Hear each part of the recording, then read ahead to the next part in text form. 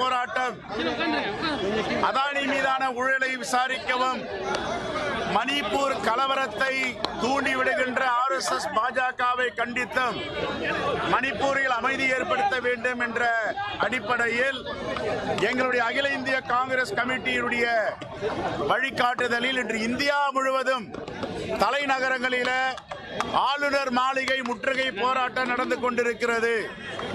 சாதாரண ஆட்கள் ஒரு தவறு செய்தார்கள் என்றாலும், அரசியல் ரீதியாக பழிவாங்க வேண்டும் என்று நினைத்தாலும், சிபிஐ, அமலாக்கத்துறை, மத்திய வருவாய்த்துறை, இன்கம் டாக்ஸ் சோதனை என்ற அடிப்படையில் ரைடு செய்கிறார்களே, அதானி மீது இவ்வளவு குற்றச்சாட்டுகள் இருந்தும் உலக நாடுகள் எல்லாம் குற்றச்சாட்டு நடத்தியும் எதற்காக அவர் மீது நடவடிக்கை எடுக்கவில்லை என்பதுதான் இந்த போராட்டத்தினுடைய கரு.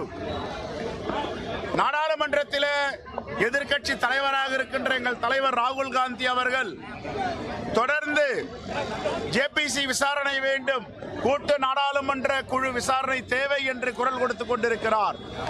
அதை யாரும் செவிசாய்க்க மறுதளிக்கிறார்கள். எதற்காக? இந்த ஆணவமும் அகம்பாவமும் இருக்கிறது. இந்திய நாட்டு மக்களுக்கு என்ன நடக்கிறது இந்த தேசத்தில்? அதானி மீது ஏன் தொடர்ந்து பல்வேறு கட்சிகள் குற்றம் சாட்டுகின்றன? உலக நாடுகள் அமெரிக்காவில் வழக்கு பதிவு செய்து குற்ற பத்திரிகை தாக்கல் செய்திருக்கிறார்கள். இதற்கெல்லாம் ஒரு விசாரணை செய்து நடவடிக்கை எடுக்க வேண்டும் என்று ஒன்றிய அரசை கண்டித்து இந்த மாபெரும் ஆர்ப்பாட்டத்தை நடத்தி இருக்கிறோம். இப்பொழுது நாங்கள் எல்லாம் ஆளுநர் மாளிகை நோக்கி முற்றுகை போராட்டத்தில் ஈடுபட போகிறோம். நன்றி. அம்பேத்கர் என்று சொல்வதை விட கடவுள் என்று சொல்லியிருந்தால் சொர்க்கத்தில் இடம் கொடுத்து ராகுல் காந்தி பற்றி பாபா சாஹேப் அம்பேத்கரை பாஜகவும் RSSம் தொடர்ந்து புறக்கணிக்கிறார்கள்.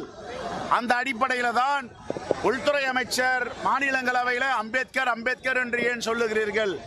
எவ்வளவு பெரிய அகம்பாவம் இது! இந்த தேசமே ஏற்றுக்கொள்ளக்கூடிய தலைவர் பாபா சாஹேப் அம்பேத்கர் அவர்கள். அவருடைய நினைவு நாளிலும் பிறந்த நாளிலும் அவருக்கு மலர் தூவி விட்டு அவர் பேரை சொல்லுவதையே குற்றம் என்று சொல்லுகிறார்கள் என்றால் இதுதான் உண்மையான பாசிச RSS.